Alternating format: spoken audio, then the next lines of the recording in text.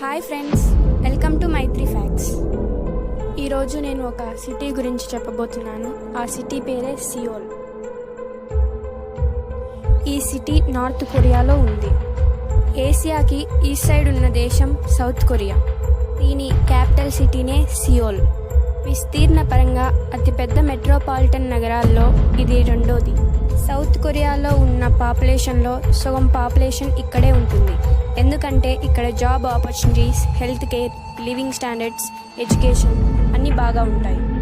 1950లో జరిగిన కొరియన్ యుద్ధంలో ఈ నగరం మొత్తం నాశనమైంది. దాని నుంచి కోలుకుని మరో 50 ఏళ్లలోనే అభివృద్ధి చెందిన నగరాల లిస్టులో స్థానం దక్కించుకుంది.